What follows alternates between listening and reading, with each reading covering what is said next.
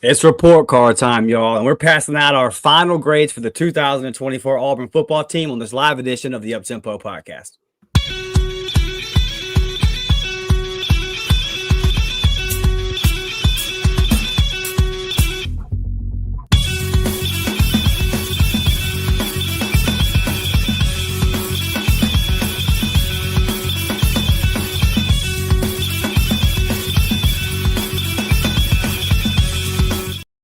Yes, sir. Auburn family Uptempo gang. Thank God it's Friday, man. And although football season is over for our Auburn Tigers, we still got something on the Auburn sports spectrum that we get to look forward to tomorrow. That basketball team taking on the Buckeyes. There's tons of portal news popping off as we speak.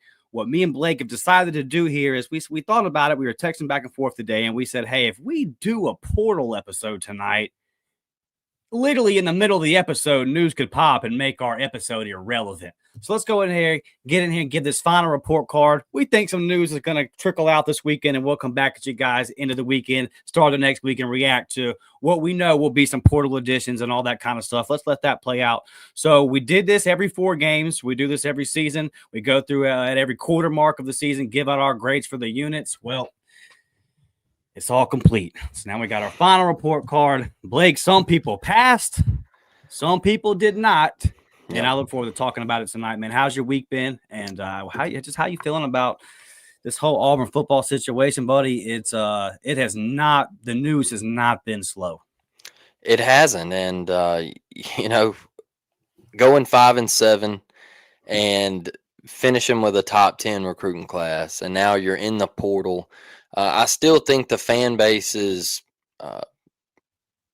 wanting more and more and more, and they have every right to. We should never have to be 5-7.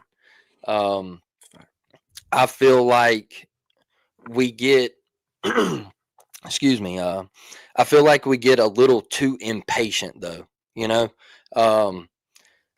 We got to sit back and let this staff work. Like, sorry, y'all. I've been under the weather. I've been sick as a dog. I feel like we got to sit back and let them work, man. Like we're expecting a guy to get off on a visit and immediately pop and immediately commit off a visit. Like, let's let things play out. Okay, we know we're looking for a quarterback. Me and Dustin could get on here every day of the week and talk about quarterback. Yeah. But we choose not to because there's other things. So it's a tough time for Auburn right now. And you don't want to keep losing and you don't want things to keep going the way that they're going. But you got to let the staff, you got to trust in Hugh. And I know that's tough, but you have to put your trust in what this staff is doing and who they're trying to bring in.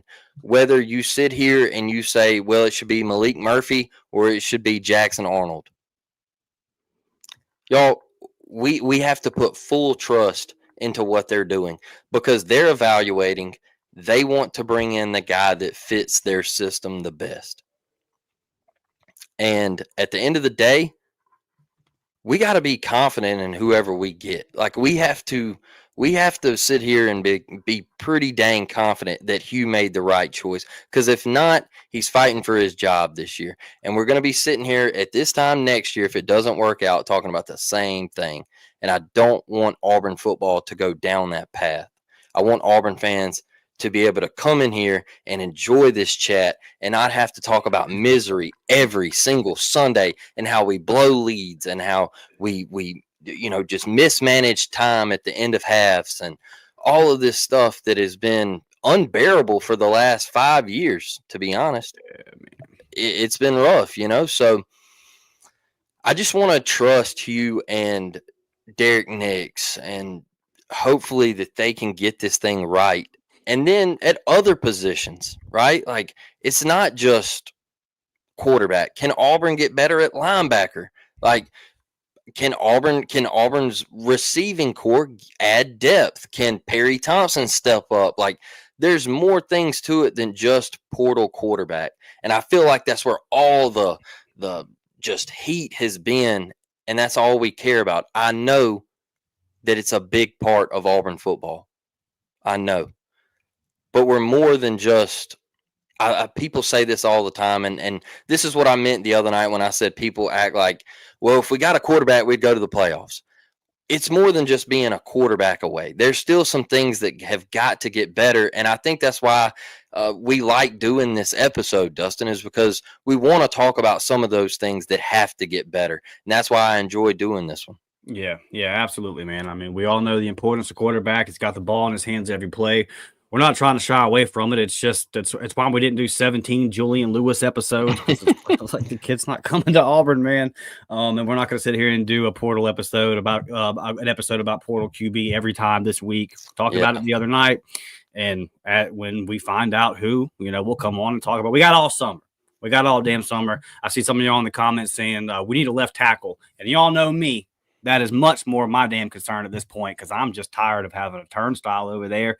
I wouldn't mind having some offensive linemen that knew the snap count in the red zone. Maybe on 3rd and 1, not create a 3rd and 6 of our own doing that kind of thing. So let's get in here, man, and talk about each one of these units. We want to let's start on the positive side, Blake. Let's start on the defensive side of the ball because I feel like once we get on offense, we might hang out there for a little bit.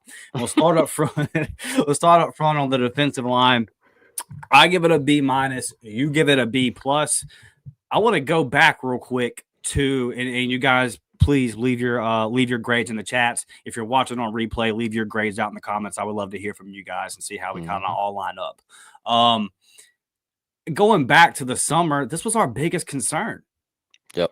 And, they brought in so many guys, and I kind of like how many guys they brought in because it's like some of them you hit on. I think that you got what if you had reasonable expectations for Philip Bleedy, then you got that, right? You got that. Once Isaiah Rakes got healthy, I think if you had reasonable expectations for what he was going to contribute, then you got that.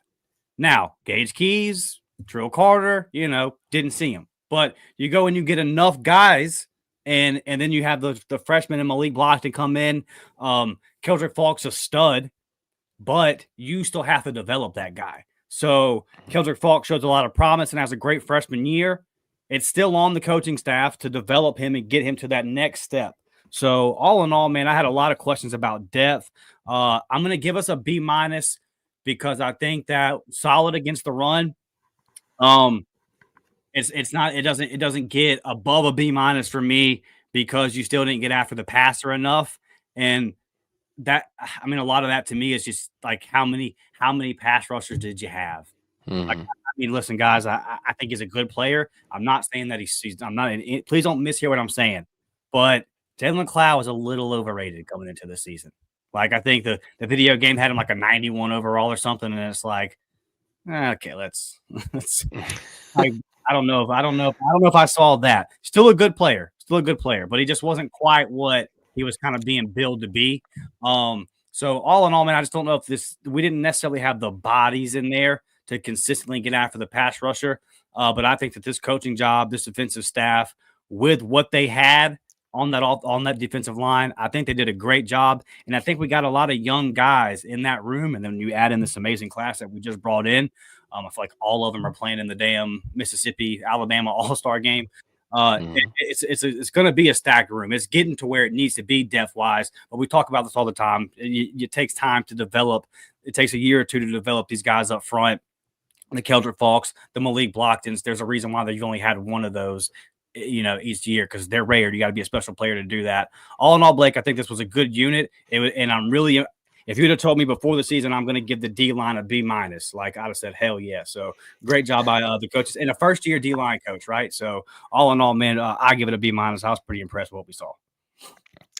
Yeah, look, and the reason I went B+ is a lot of what you had to say is the youth that come in, and you saw the extra step that Keldrick made.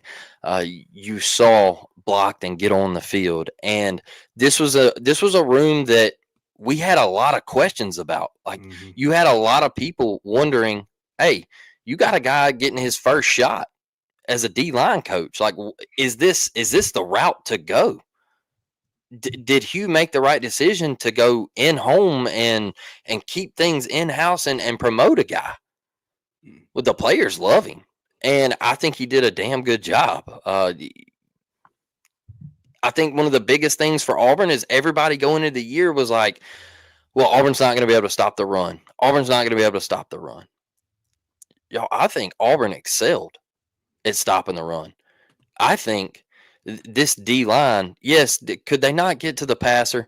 Yes, it was a struggle at times, but I thought they did a great job in stopping the run. I thought the youth of this D line is what really puts it up there for me of showing what can be next year. And you did a dang good job this year, but what can it be next year? A year under Blockton's belt. And I thought you mentioned a great point here is like Philip Bleedy. Like, dude, come in, Texas Tech, Indiana, come to Auburn, 1 year left. You couldn't ask for a better one season campaign than what he gave us. Rakes, once he got on the field, got healthy. Like you said, great job. It's funny that the two guys that you didn't see were the ones on Twitter calling Hugh a bad coach, like calling our coaching staff, "Oh, I was tripping, Kansas." Like, hey, man, look, no need for the bad blood. All right, like I didn't even see that. Trill Carter, it could have been a fake account or whatever. I don't know, but Trill Carter, like there was a interaction on Twitter where he was like, "And you think you got a good head coach?" Well, I don't know. All right, I don't know what happened, but all I do know is I didn't see you. So there we are with that. It seems like Malik Blockton and it seems like Keldrick Falk are having a lot of fun. So that's where I'll sit on it, man. The B plus, the future for me. It was a room where I think it exceeded expectations drastically just because you had that guy where the hire that was made was in question. And a lot of fans were kind of shocked by it. And I think he lived up to it every game. And I thought they played their tails off up front. Does Auburn come into the season next year and Keldrick Falk is the best player on the team?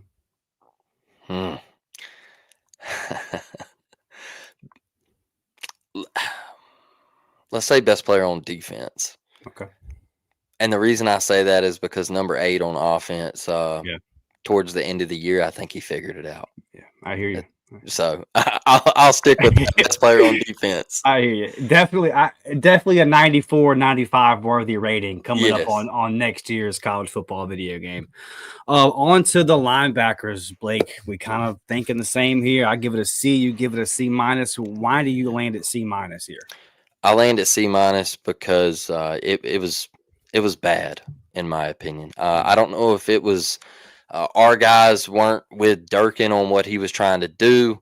A lot of guys just in coverage that, like Eugene, I don't think Eugene was fit for DJ's system. I think he found himself taking himself out of the play a lot. Austin Keys, I don't think he was meant for DJ. Boneheaded mistakes, still couldn't cover well. I did like Mausi and what he did. Just wasn't what I was expecting to have the guys that you had coming back for another year, and it was just off to me, Dustin. It was off. Yeah. You had to call upon a true freshman to come in and make a spark. And hey, he did it. Regardless of Iron Bowl and talk and all that, he did it. And I think this room will drastically improve because DJ will be bringing in the type of backers that he wants, that can run and they can move sideline to sideline. And so I expect a C minus for me to go up next year. I know we're going to be young. I know there's going to be youth out there, but I think we'll be just fine. You still as high on DJ Barber as I am? Yeah, okay. Absolutely. Hey, any dude that comes out of Clay, I'll rock with. Yeah. Yeah, I mean, it's just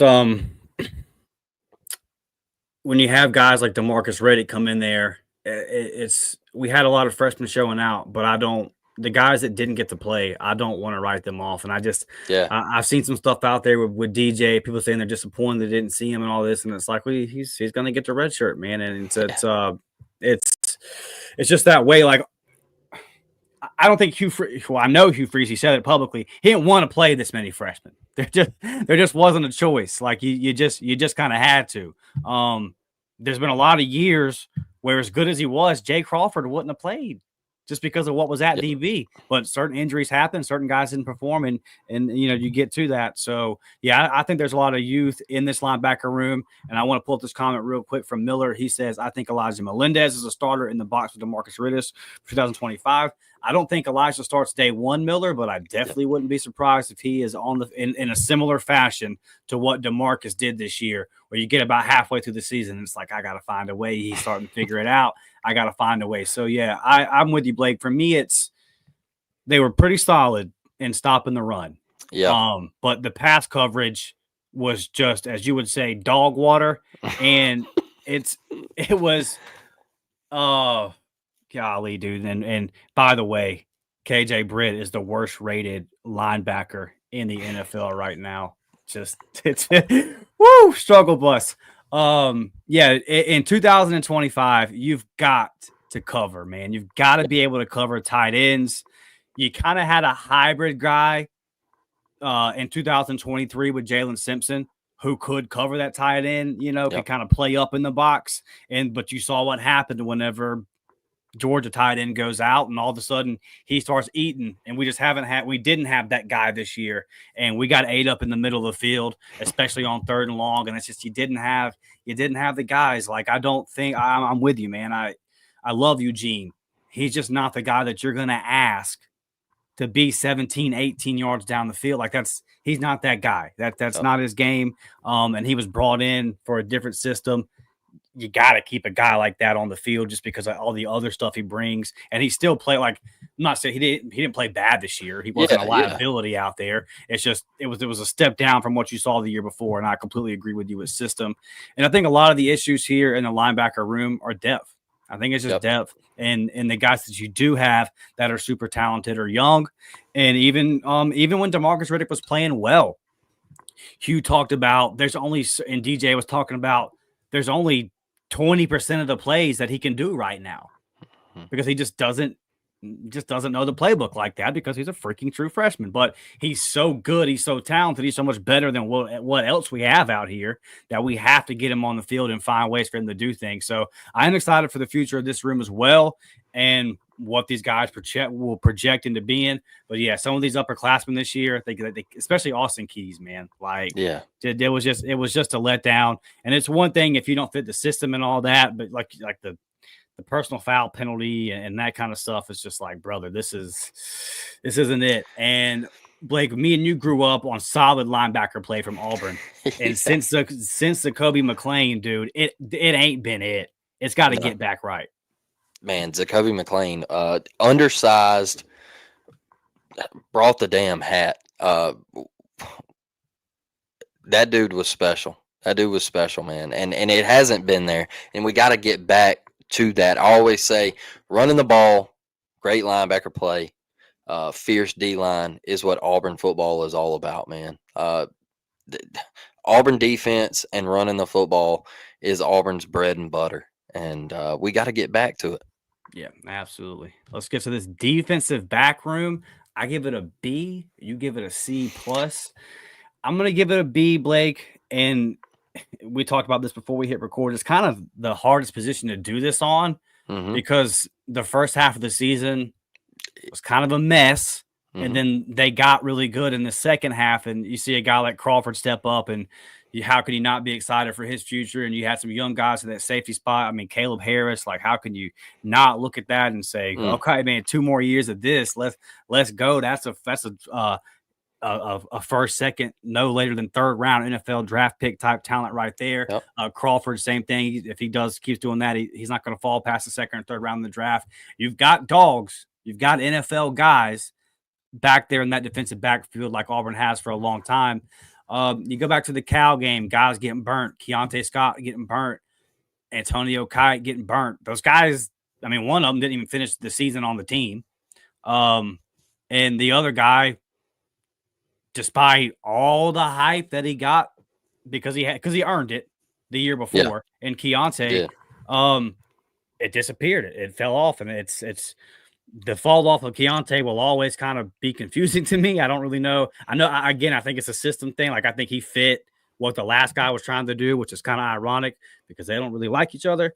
But I think he was a good fit for what Ron Roberts was trying to do. But ultimately, just a big drop off this year. And once you saw this is the thing that impressed me so much. And this is why it's just like I ride with Charles Kelly and Wesley McGriff because they've earned my trust. Has Ken Austin earned my trust? No, he has not.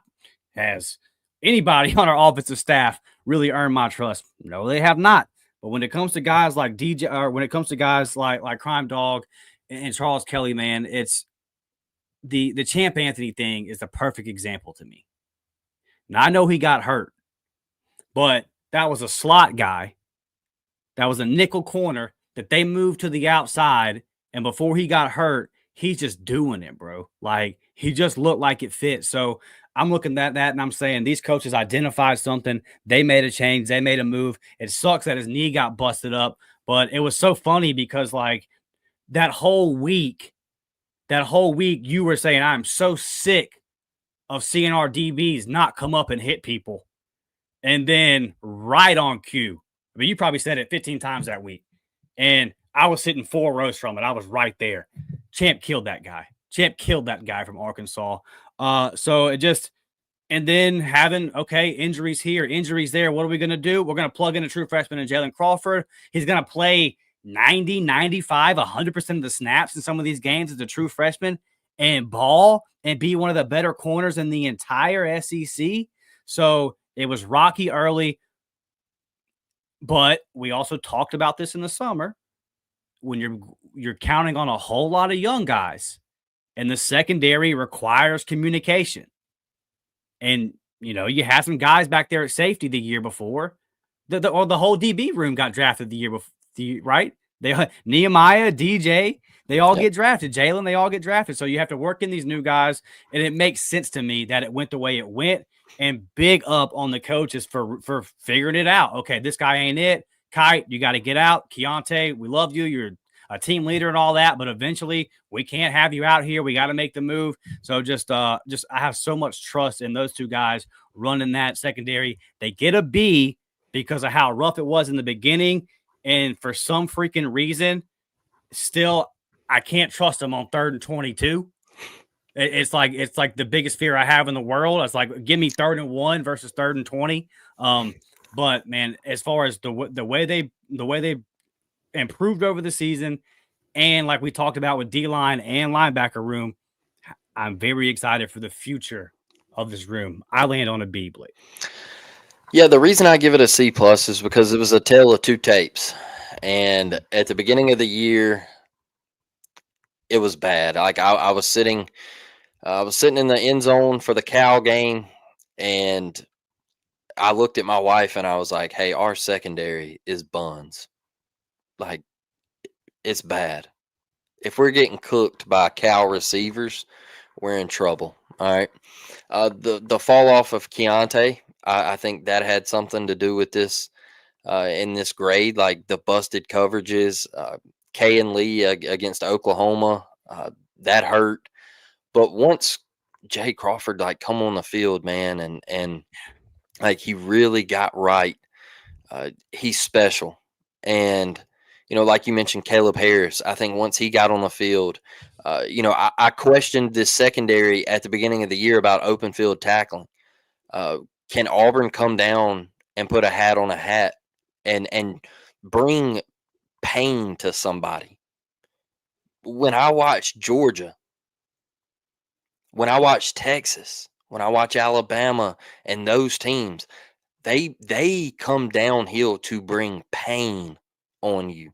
They want you to know, hey, we are here for 60 minutes and you are going to have to deal with us. And Auburn answered that bell. I felt like Auburn every week got better and better and better. Yes, Antonio Kite, I thought we were going to see more from him. It was a disappointment. He's decided to transfer. I think that's the best thing for both parties. Look, Jaron Thompson, I think he gave us a solid year. There was some busted coverages. There was some hesitation back there at safety for him. There was a couple times where I was just like, hey, he's lost. He didn't know what he was doing. It happens. I think he did what we needed him to do, Dustin. He gave us that year. And so Yeah. I'm high on this room, man. Champ Anthony, I think Champ breaking his leg, I think that killed the grade for me. Because if he's in there for the rest of the year, I'm probably in the B's with you. But there was just too much at the beginning of the season that hurt this grade for me in games that we should have won. I think that's what hurt it.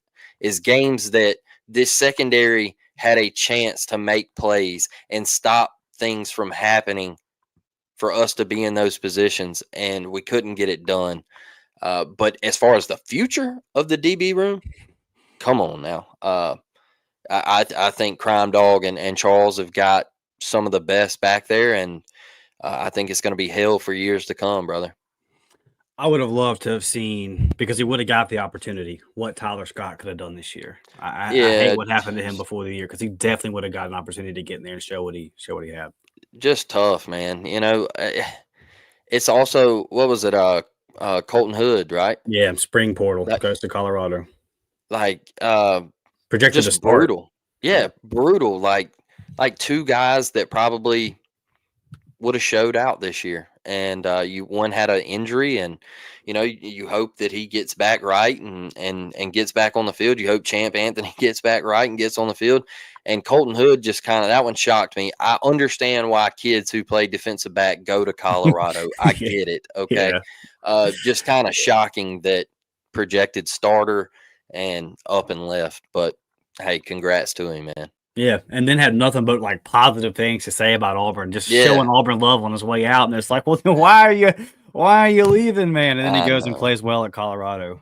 Yeah, tough. But like you said, Colorado's head coach just so happens to be maybe the best defensive back of all time. So I get it. I do get it. Get to some of these comments real quick before we give our final grade on the defensive side of the ball, and then we move over. Martin with the $4.99 super chat. It let me pull up the super chat today. Let's go. Appreciate you, Martin, just with the eagle emoji, just showing the love. Thanks, buddy. Thank you for being in here and supporting the Yeah. show. Marshall says DBs improved over the season, still need to help in the safety room, but solid B for sure. Yeah, Thompson was a stopgap. Like Blake said, I think he filled that role. Yeah. I think Sylvester Smith had his ups and downs. He was a redshirt freshman, really getting his first reps. I would say he was average to above average overall is how I grade him. I'm not out on Sylvester Smith by any means, but I do think you got to kind of add some more depth there. I wouldn't mind seeing in the Mhm. portal, and I think you're seeing Auburn going to try to bring in another Jaron Thompson type, another guy that's played a lot of football and can help the younger guys get into place and all that. But really excited, man, to see like what is the Caleb Harris jump? What is the Jay Crawford jump? Like, and I see somebody in the comments. I don't think I started it, but I saw somebody say, did he feel like Kay and Lee maybe took a step back this year? And I would say yes. Yeah. And I don't think Kay and Lee played bad, but he had bad moments, and Yeah. I was expecting more. So I don't know injury. I don't know. I know he had something going on at the beginning of the season, but we also kind of subscribe to the theory like if you're good enough to be out there, man, I got to hold you to that standard. So we'll see how all that goes. I think Kane's going to have a bounce back year next year because I don't think he was terrible this year. And I think he's better than, but I think he's better than what he put on the field. So I think Kane's going to make a jump. And then, so I pulled up that one. All right, let's get to, and then Marshall also says, B, talking about I think you're talking about the defensive line here. Marshall said, I got a B because they're having problems getting off the field on third down. Yeah, that's the one thing about the defense. So looking at the defense as a whole, DJ Durkin, I give it an A. Blake gives DJ an A. So obviously, Blake, we were both pretty impressed with Mr. Durkin's first year on the Plains, man. Why the A? I give him an A because I feel like from beginning of the season, you come in with guys who aren't yours, right? Like a lot of these guys aren't guys that you recruited, right? And Yeah. so you come in that some of them, like we said, don't fit your scheme. They don't fit what you're trying to do. And you from the very first game to the Iron Bowl, you consistently got better. Yeah, man. And I understand the 3-man and drop 8. I get it, y'all. It was aggravating at times. But I think some of that changes when you get guys in here like Jordan Crawford and Antonio Coleman, and you have the ability to put 3 men on that line of scrimmage and create a pass rush off of bringing 3. All right. I think that is who DJ is. I think in the future you might see more of it, but you're going to have the personnel on your roster for it to actually work. Yeah. Because Jordan Crawford, like I said the other night when I come back at the end, bro, that kid's unreal, and he's going to play next year. So go ahead and mark it on your calendar that you're going to see Jordan Crawford on the field early. All right, and dude's incredible. I don't think I've seen a performance like that in a long, long time. But the growth, man, and bringing the pressure, like there was times where Auburn, you didn't, you sat for years and you're like, man, Auburn just don't bring pressure. DJ fired it up. There was times this year where DJ fired it up. And then you're dealing with a team who could have just laid down, Dustin.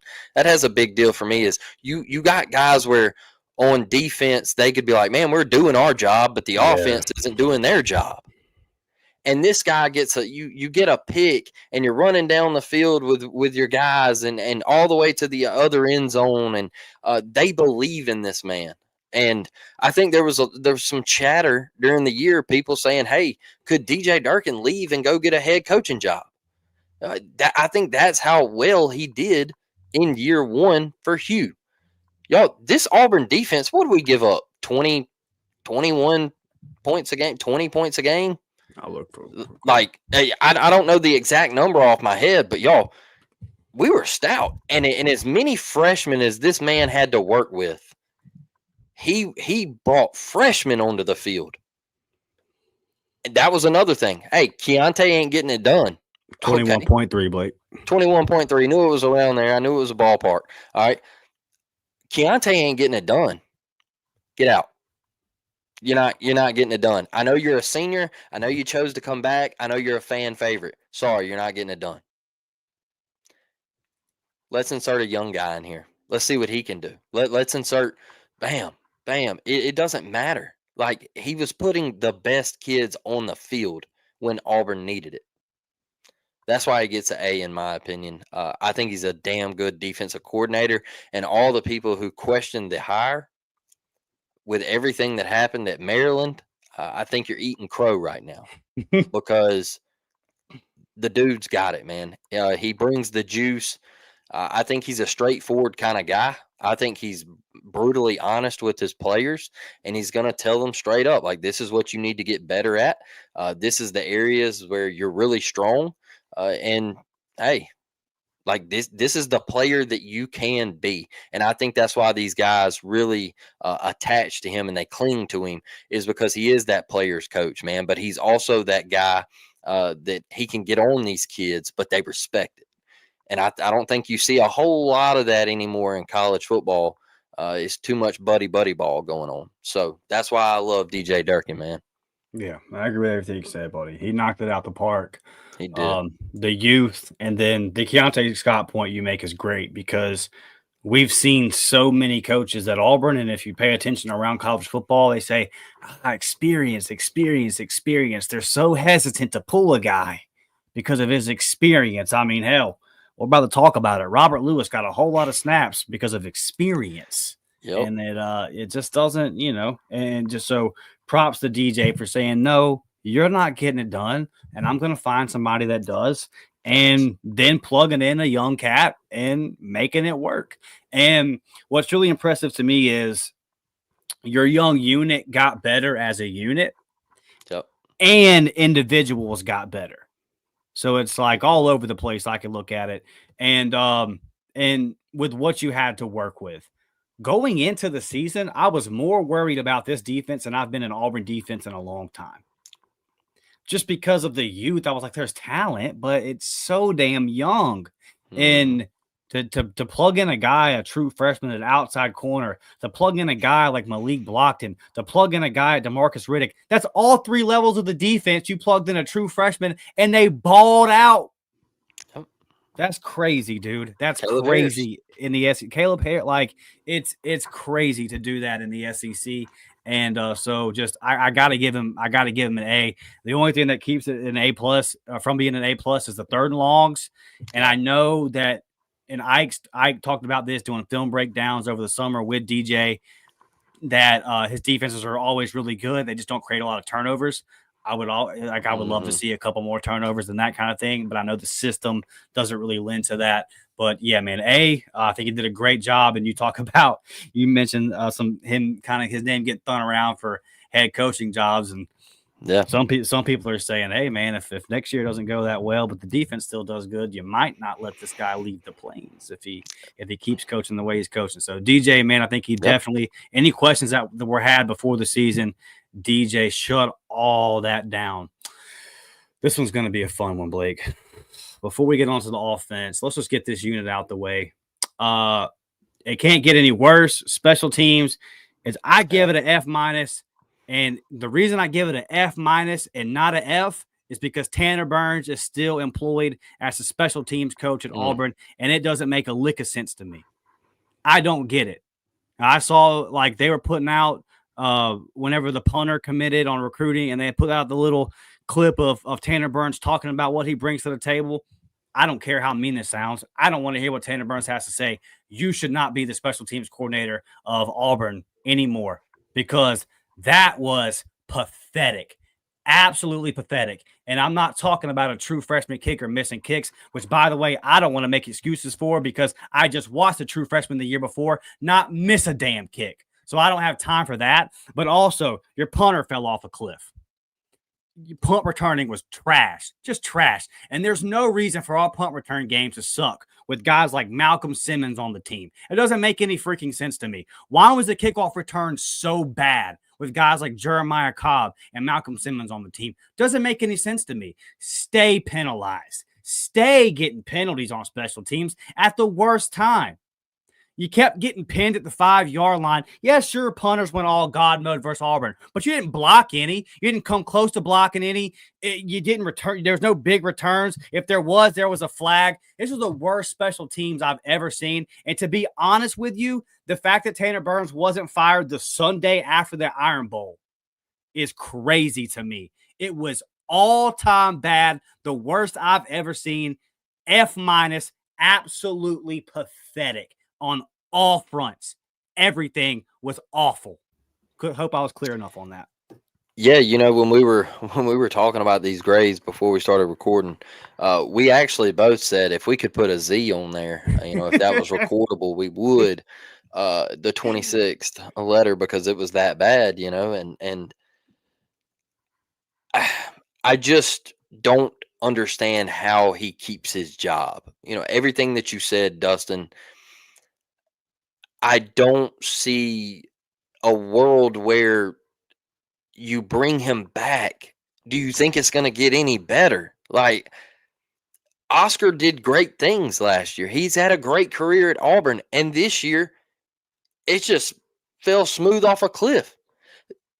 We bring in a 5-star kicker. Well, we can't help that our kicker had issues and health problems, and I hate that for him. But you got a kicker. I don't care that he's a true freshman. He couldn't hit 30-yard kicks, man. Yeah. Kick return, constant holding, blocking the backs.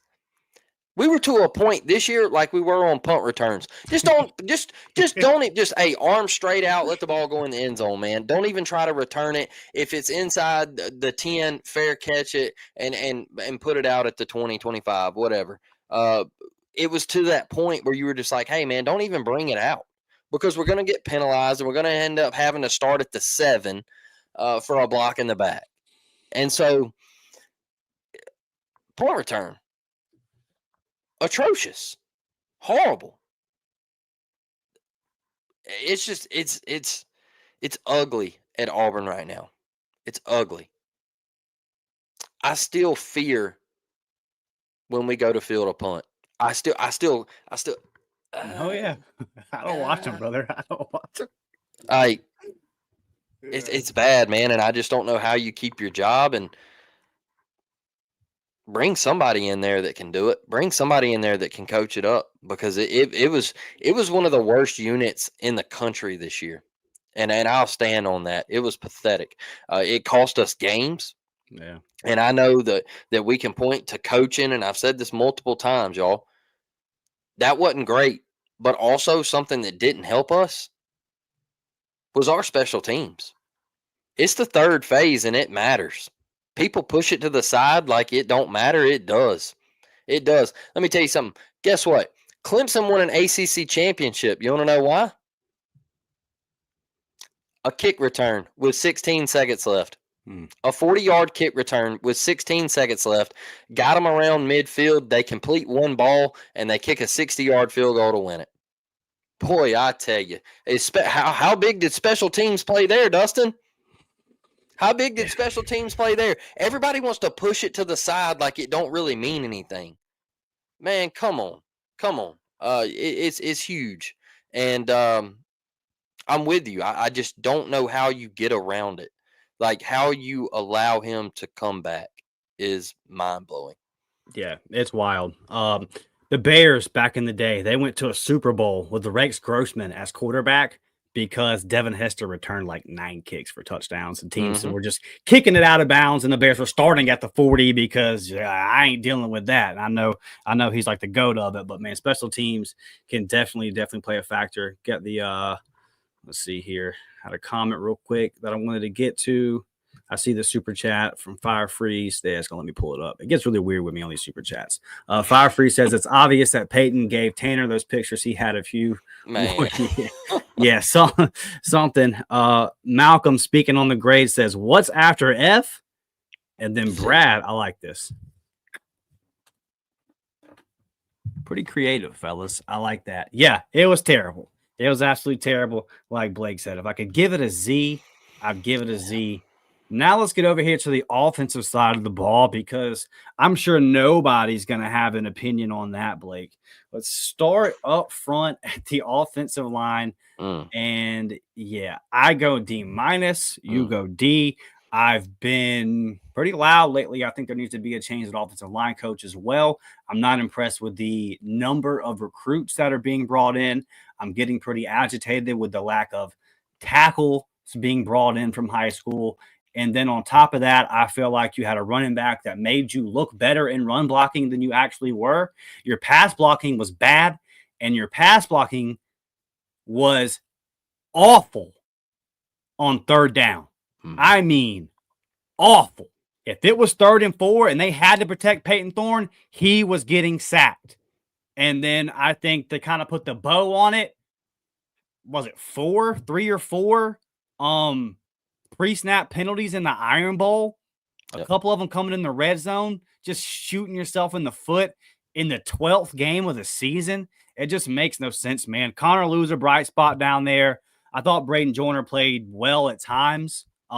He didn't play well enough for you to lock it down and feel like he's just a bona fide starter next year. Jeremiah Wright, I definitely felt like as the season went on, he got better. But the tackle spots, man, tough, you know. And now that I'm sitting there thinking about some of the individuals like Dylan Wade, straight, but just as a unit, man, they sucked. They sucked. It is what it is. The pass blocking has been awful for a while. It hasn't improved under Jake Thornton. Auburn needs to bring in 6, 7 offensive linemen in recruiting, and this isn't really a recruiting episode, but I'm sick of this. I mean, 4 and one of them reclassified. You really brought in 3 guys from the 25 class, and you had a guy reclassify. So that's really a junior in high school. So I'm really agitated with this, and I'm going to go back to the Iron Bowl again. We all said hand it to 27, hand it to 27, hand it to 27. Brother, we had a 1st and goal inside the 5, but we tried to run it in a couple times, and they got worked. They got absolutely worked. When they've had to step up and make the play and get the push, doesn't exist. So I give it a D minus, and it's probably an F, but like Jarquez made him look better, and you did have a 1,000-yard rusher and all that. But man, just overall, and then like in the big moments, that's really why I think I'm so harsh on them. It's just the big moments, man. You messed up. It was, you could just book it like, all right, Percy Lewis about to get beat, and then the missed eval there. Like that's a bad miss. Like now, I missed on it by saying it was a huge portal pickup. Yeah. So I'll raise my hand and say, hey, I missed. I thought Percy Lewis was going to be better. But here's the thing. I don't get paid by Auburn University to make that damn decision. So, like, the people that do missed bad, and it looked terrible. Yeah, and maybe I'm being a little bit too harsh here, but Blake, you got it a D, so you don't feel much better about what you saw. Nah, the only reason I got it at a D is because of Jarquez Hunter, and I'm with you. I think he made you look a little bit better than what you actually were. So I'm with you. Everything you said, man, it's got to be better.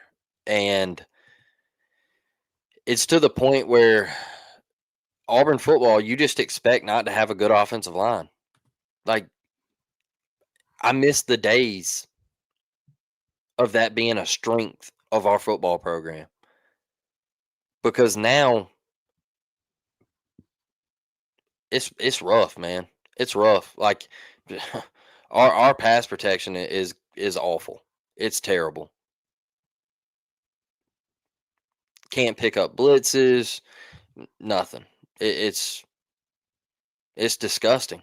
Like I watched Cole Kubelik look at some film, and the amount of guys that are lost sometimes.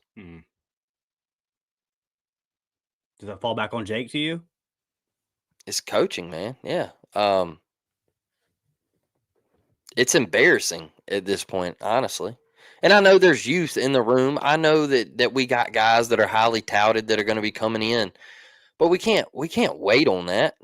Like you said, you talked about Joyner and you know all these guys that are coming in, the transfers and all that stuff. But it's got to be better, and I think it did get slightly better from the year before, but not enough for you to compete in the Southeastern Conference. You got pushed around too much, especially after I just watched Oklahoma push Alabama around, and I was like, hey, man, we're going to have a chance because we're going to run the ball. We're going to be able to run the ball. And you got dominated. Vanderbilt defensive line dominated Auburn's offensive line in Jordan-Hare Stadium, Blake. Yep. That's another great point. I felt like I felt like Cal dominated our offensive line. Yeah. I felt like Cal dominated our offensive line. And if you get pushed around by Cal, just like I told you at the very beginning of the year, if we lost to him, we were going to be dog water. All right. When you get pushed around by Cal, you're not good. It's got to be better, drastically better next year. Because we're going to do an episode about this schedule. Boy, you better be ready early. All right. You better be ready early. So it's a room that's got to improve, Dustin. Yeah. I mean, we know what it is. Like we're Auburn fans. We know that you gotta win up front, man. There's not an Auburn team out there. Look, 2010 Auburn does not do, and I know you got something you're gonna go in on the end here. 2010 Auburn does not do what they did without Cam Newton at quarterback. We all know that. Pretty damn good offensive line he had in front of him. Yes, that helped out and made a lot of that possible. And then go up to 2013. Like, so it's just, we know what it is, man. Big Matt says, too much truth for a fan, guys. Easy. Hey, we'll talk about running backs here next, and it'll be a positive discussion. I mean, we're going, it depends. It depends on what position you want to talk about, buddy. If the offensive side is getting a little too harsh for you, then just rewatch the defensive side and then turn it off from there. We got to keep it real. Appreciate you being in here, Big Matt. I appreciate your support. Miller says, you're not being harsh, Dustin. They get paid too much to look that bad. Yeah, buddy. 100% agree. It's got to be better than that. And it's just getting to that point to where it's year after year, the same kind of stuff. It's like, man, I am over false start in the red zone. It makes my head explode off my shoulders, man. I can't with it. Let's talk about running back next. Jarquez Hunter goes off. Blake Jarquez goes off. We wanted him to finally get that 1,000-yard season. He definitely does. He came on strong in the second half. Feels like all year we kind of talked about, is he getting the ball enough? Sometimes he felt like he was. Sometimes he felt like he wasn't.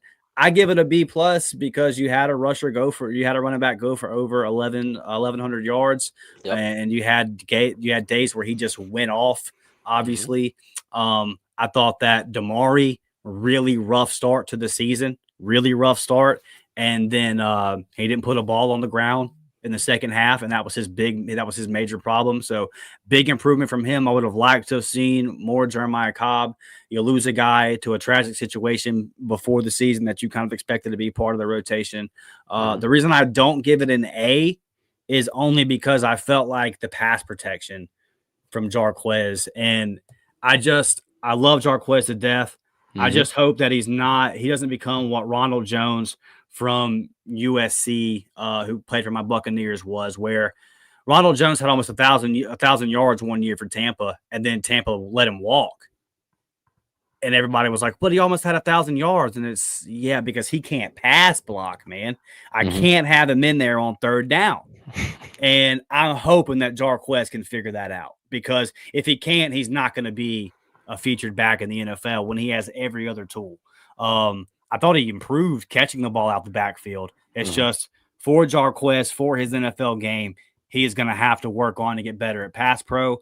And then some of the fumbles early, really just kind of coming from Damari, but Jarquez was sketched there the first couple games as well. So B plus. I thought they had a great year, all in all as a room, but just not good enough to go to A. But Jarquez balled out. Love you, Jarquez. Like, you're that dude, and we've talked about that a million times. Yeah, 27 is forever, and one hell of a player, one of the best to ever do it at Auburn, man. Like, just, you had Tank and you had Jarquez, and you couldn't be better for them. And it sucks, it's a damper for real. Like, it's two generational talents, and I thought they played well. And what you hit on about the protection and all of that. Yeah, I hope Jarquez gets it figured out.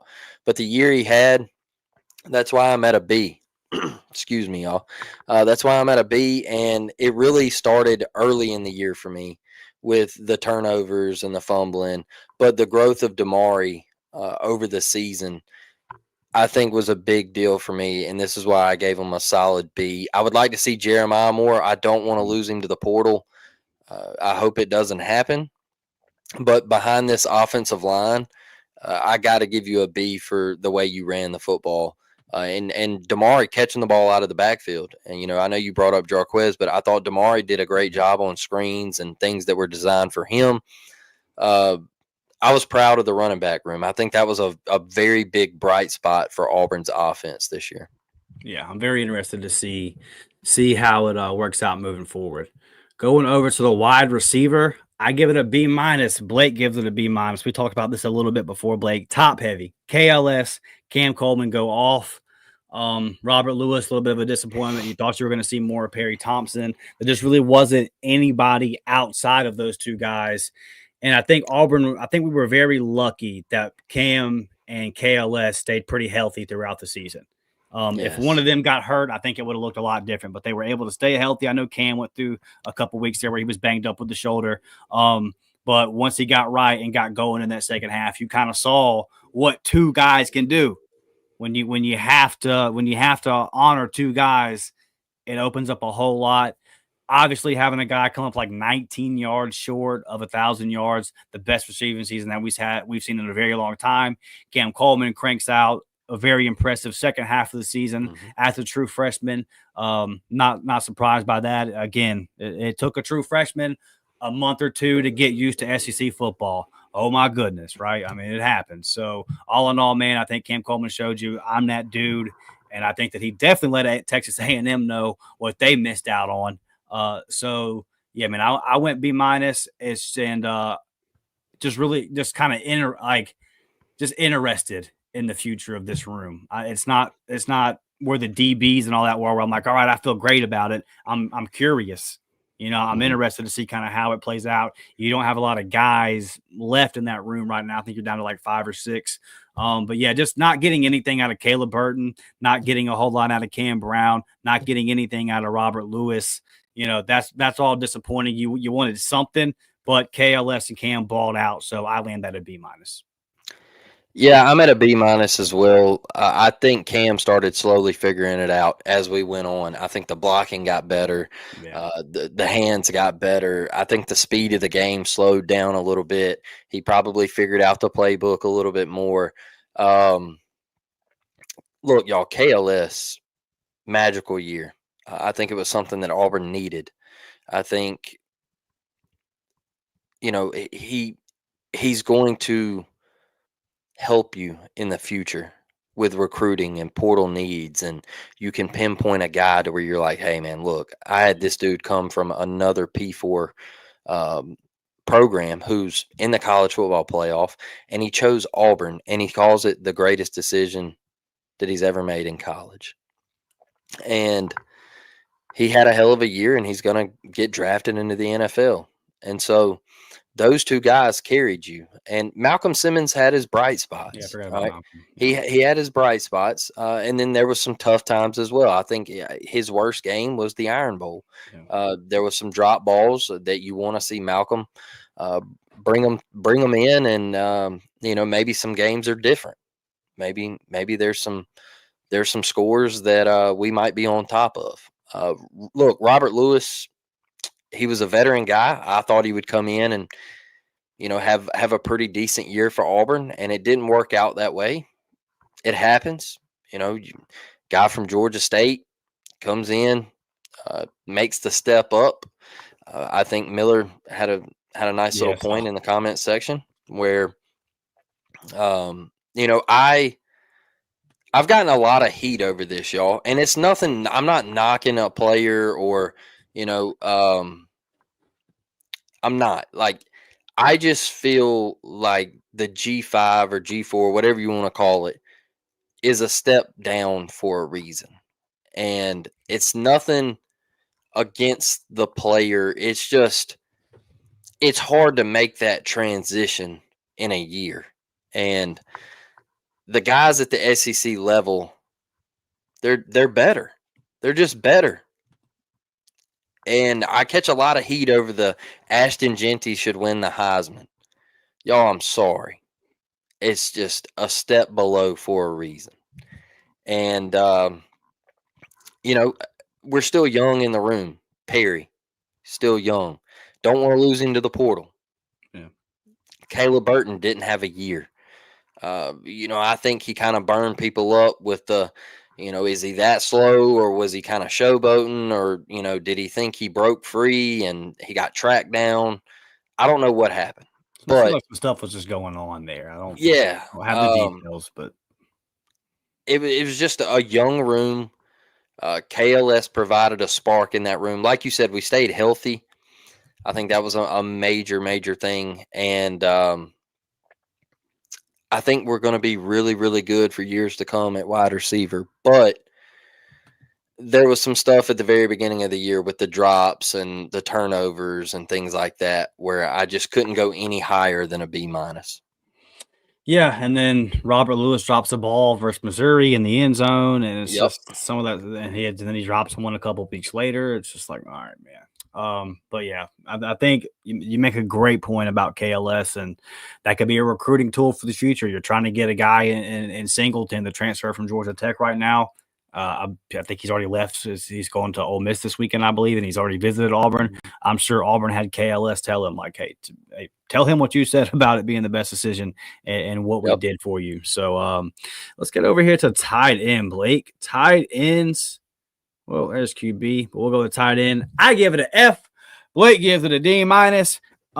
Listen, maybe I'd be at a D or something if Frazier would have stayed healthy. Because he was playing well. This F is not for Frazier, okay? This F is not for Frazier. But blocking tight ends that can't block, What's the point? What's the point in a blocking tight end that can't block? Please help me out with that. Because I got a receiving tight end that can't block. And then I got another guy out here in his 19th season of college football that can't block. So, and it's his whole job. So, yeah, man, I thought it was bad. The most disappointing outside of Keontae Scott, the most disappointing player of the year for me is Rivaldo Fairweather. I thought they were. I mean, yeah, I thought they were really bad. So I give it an F. Look, man, I'm not far off from you. I think it's one of the worst rooms that Auburn's had in a while. Like, bad. Can't do much of anything right. I like what you said about Frazier. Hopefully he gets back. Look, 6th, 7th year. I know y'all got on to me the other night in the comment section about don't make fun of 6th, 7th year players. Look, y'all, if you can't get it done, get up, get out. All right. If you can't get it done, get up and get out. We appreciate you. But look, it just didn't work out. I thought Rivaldo would have a better year. Yeah, man. Just still wasn't there for me. It wasn't. Had a couple turnovers that were big. Drop balls. I know he had a massive drop ball against Cal. I was there right there in the end zone. That one hurt. Just about that one.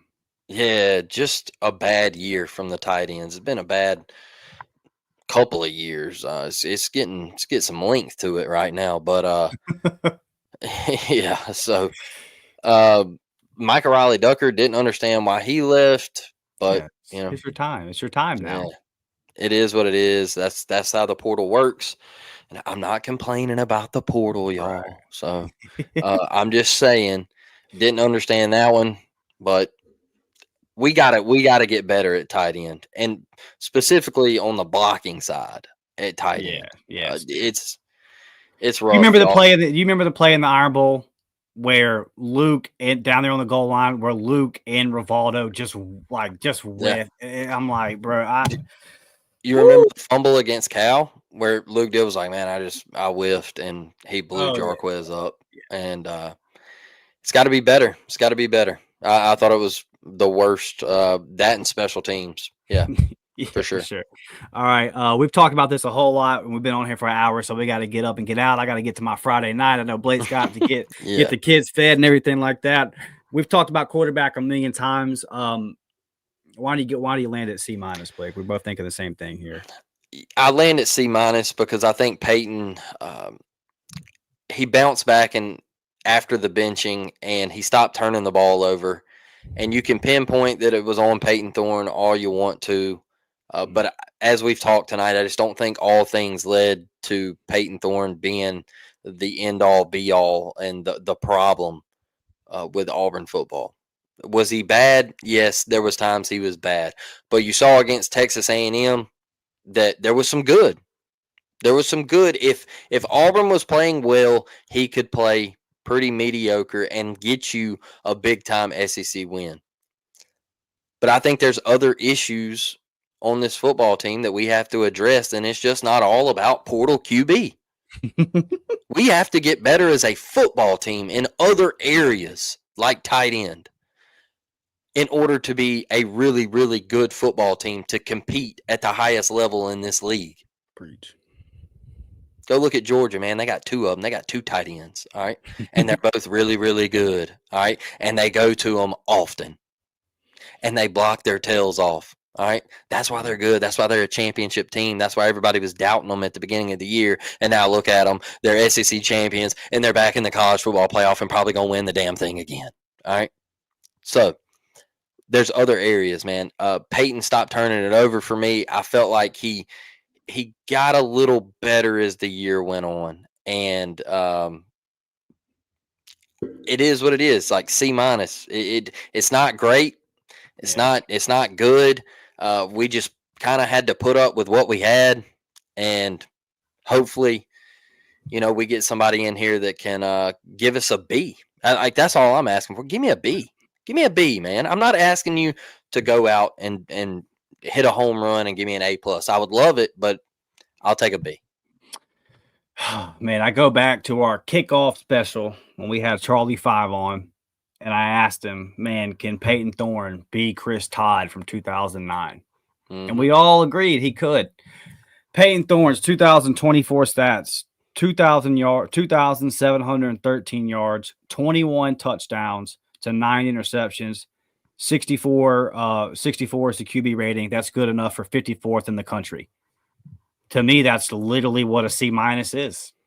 Yeah. Average to below average. There was some good, there was some bad. We know what the bad was. The bad was not making the plays in the clutch moments. The bad was KLS open in the end zone in the Iron Bowl and you overthrowing him. That's the bad. Now, to be fair, put the ball right on Robert Lewis versus Missouri. Put it right there. There's some times where guys are wide open. Does he still got to get it to him when they got to catch it? Sure, but he's looking over there about to make the throw, and turns out Percy Lewis decided to not block that play or got destroyed. And so there's a lot that goes into it, man. So it's just I know that quarterback is the most emotional. It's the most brother, like it's crazy, man. We'll do a reaction show, and you know how we get passionate and we'll have a reaction show to a loss, and I'm thinking like, man, we kind of went off. We might have some pissed off people in the comments, and it'd be pretty tame to what I was expecting. And then I'll say something that I think is just common knowledge about a quarterback, and I'll wake up in the morning and I'll have 7 DMs, people wanting to fight me and this, that, and the other because of what I said about quarterback. I said, my goodness gracious.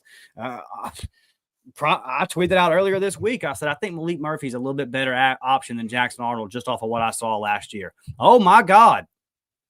Brother, you would have thought I talked about some of these people's grandma. So I understand, what comes with the quarterback discussion and all that. It was average, man. I think it was average to a little bit below average. It wasn't good. It wasn't average. It was definitely below average in the clutch moments. And that's where it hurt Auburn. Like when the plays had to be made at the quarterback position, they weren't.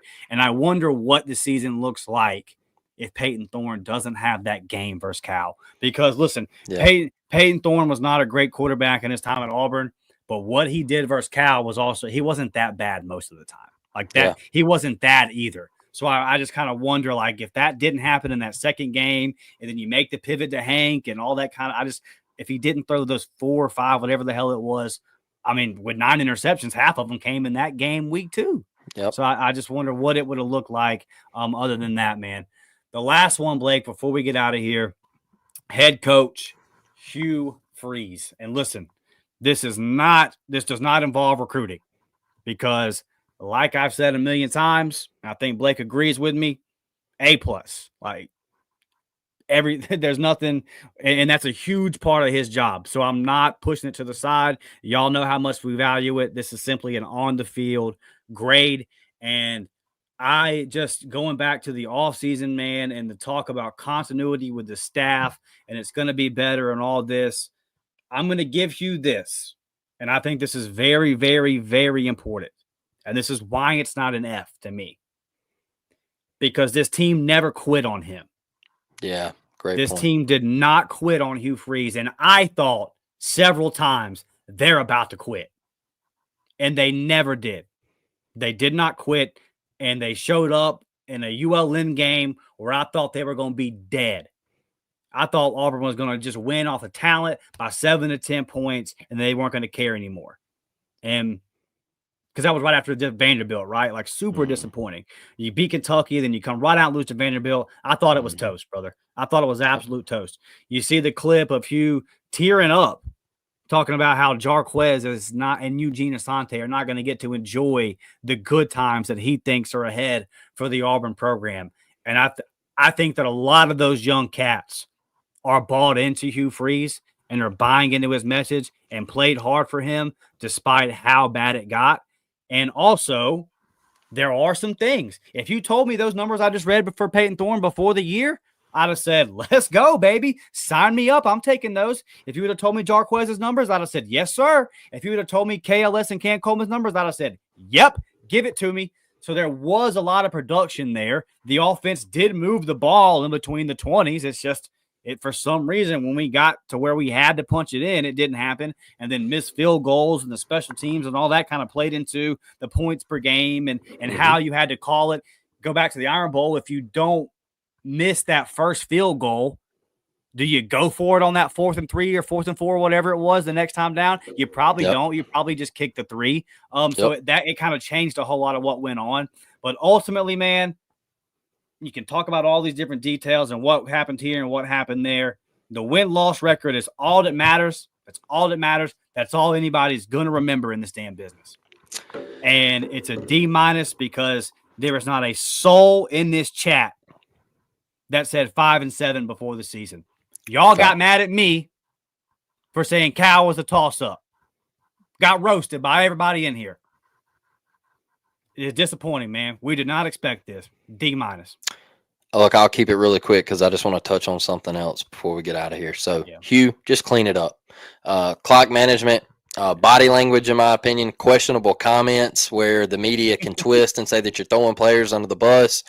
All of that stuff, man, clean it up. Multiple coaches calling plays and saying that you've got a guy, you've always had a guy on third down, third and long call plays.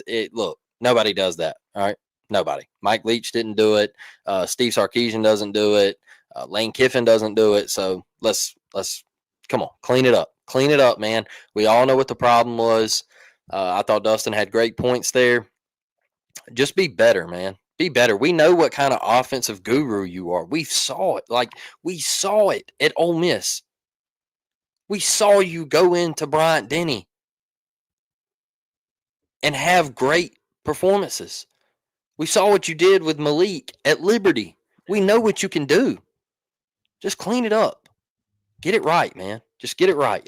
We know you can do it. Like I've always said, since all of this losing has happened, just get that dog back in you. Just lock the gate, go pick a fight. I need one of them speeches, man. Get the dog back in you. And once we do that, we're going to be okay. Yes, sir. All right, y'all. Hit that like button, sub to the channel if you have it. And if you didn't see today, there was a little situation where Cam Newton was kind of asked about Deuce Knight wearing number 2 and all that. And Blake, I know you got some thoughts on it, brother. Yeah, look, I've touched on it before on this show, and I think it's something, y'all, that we got to discuss and we got to have a conversation about, because Cam Newton is in the top 2 greatest football players to ever play in this program. And for me and my age, he carries a little more weight for me. It might not be for you, but for me, carries a little more weight than Bo Jackson. And the reason I say that is because I was alive to see what Cam Newton did for Auburn. And that was bring us a crystal ball, a national championship, and a Heisman Trophy. Now, big picture, Bo Jackson, what he did for Auburn and him and Pat Dye and the Iron Bowl and over the top, all those moments with the years of losing to Alabama, I get it. But Cameron Jarrell Newton brought us the national championship. And what happened in that year can never and will never happen ever again. Ever. As long as we're here, we'll never see anything like it. And I can start from the comeback against Clemson, the run against South Carolina, the Arkansas State game, that run. We can go to the dart against Mississippi State, where we hadn't figured it out yet, and he delivered a bullet. We can go to the run against LSU. We can go to the touchdown reception against Ole Miss. We can go over him running over multiple defenders against Arkansas, diving into the end zone. We can go to South Carolina SEC Championship Part 2, Hail Mary to Darvin before the half. We can go to the Cam back, hitting Lutzy on the throwback. Kentucky fading out of bounds. Fading out of bounds. Bang! We win that game by 3. Y'all, it's just a number that means something to me because I wasn't alive to see 1957. I didn't get to see 1957 week in and week out. But I did live to get to see 2010 and the magic that he brought while his dad wasn't allowed to enter football games because of the NCAA. His dad was told, no, you can't come to this game because you took money. He had to run on the field in Tuscaloosa to son of a preacher man and take the money and run. And he got the last laugh. He went to the BCS National Championship game knowing that that was his final game. And he secured you a national championship. He had the greatest season a college quarterback has ever had in the history of the sport. He has a statue wearing that number outside of Jordan-Hare Stadium. That's nobody else's number. 0. Period. Will never happen again, man. And I would really, really dislike if Auburn was to give that number out. I just don't think it needs to be worn ever again. I really don't. And that's how much it means to me. His season is the best. It's the greatest. And I just think he holds that much weight when it comes to Auburn football. And what he did for this program is something that just can't be touched, man. And I like what he said in the whole podcast episode with Deuce, and talking about, hey, you got to earn it. It's not given. Come back to me in a year or two, and then we'll talk about it. If we want to go that route, we can. But to just walk on campus and these people say, well, his name's Deuce. I don't care. Multiply it. All right, we're number 4. There you go. Deuce times Deuce equals 4. Wear that. But as far as just giving Deuce night number 2, I'm sorry. And I had an Alabama buddy. He texted me a while ago, and he said, well, if I was Deuce, I would just transfer. No, man, you just got to pick another number. We love you. We don't hate you. We don't hate you. Just pick another number. And Marshall, I see retired numbers are unnecessary. I think it's just the weight of what it's not like we're retiring 50 numbers. Right. We've only got a couple. 7, 34, 2, and 88, right? Those are it. Yeah. So those are it. I just think, well, 2's not technically retired, but nobody has worn it since. I think you need to go ahead and end it and just say, hey, put 2 in the rafters. It's over with. That's where I sit on it, is he just meant that much to Auburn football. Especially, and you look at it, you were in the time of Nick Saban, man. They had just won the national championship, and the pressure was on you. They were like, hey, Auburn, what you going to do? And he gifted you one. I think it's a respect thing, and I like how Deuce handled it, Dustin, and I know you did too. Yes. He responded back with the 100 emoji. He said, hey, I get it. I get it. I know it's earned, not given. So if you want to wear 2, you get up there, you work your tail off, and you go get it done. But as far as just handing it over and saying, hey, let's treat this thing like number 7 at LSU, or the Honey Badger passing it down, Pat P passing it to the Honey Badger, and the Honey Badger passing it on down. Look, I don't want it to become that.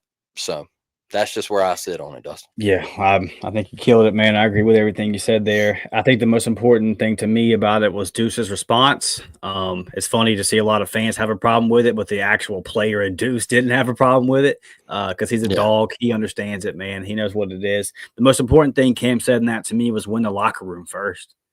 Yep. Like he's talking about, Heisman and national titles and all that. You got to win the locker room first. And that's a guy that's led a really, really shitty franchise in the Carolina Panthers to a Super Bowl appearance. He knows, a guy that played a decade in the NFL. Cam Newton knows you got to win the locker room. Your whole entire team. Go back to the clip of the Clemson game at halftime. Look in Josh Bynes' eyes when Cam Newton's giving that speech. They're not on the same side of the ball.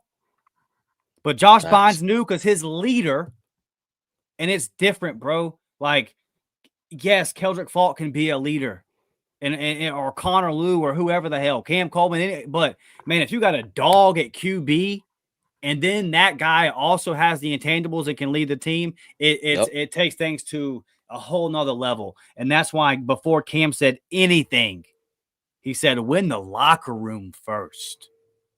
Win the locker room first. And I thought that was crucial. And we've talked a whole lot about these young guys and their dog mentality that they're coming in with. And there have been some guys, and you see a lot of the fans complaining about that whole situation today. But Deuce says, nope, 100. I get it. I hear you. So, yeah, man, I agree with you. And I remember the first time I saw somebody else wear number 24, and I was like, yeah. You better play well, man. So yeah, man. Listen, we got some portal commitments that are coming on the way. We ran long tonight. Appreciate you guys rocking with us. Blake, appreciate you, man, riding in here with an hour and a half. Man. Let's get out of here, everybody. Let's have a good Friday night. Let's win a basketball game tomorrow. We will be back at the beginning of next week to kind of talk about the roster makeover that we sure is going to happen this weekend. So War Damn Eagle, man, y'all smash that thumbs up button. We'll see y'all next week. We're out of here. War Damn, baby.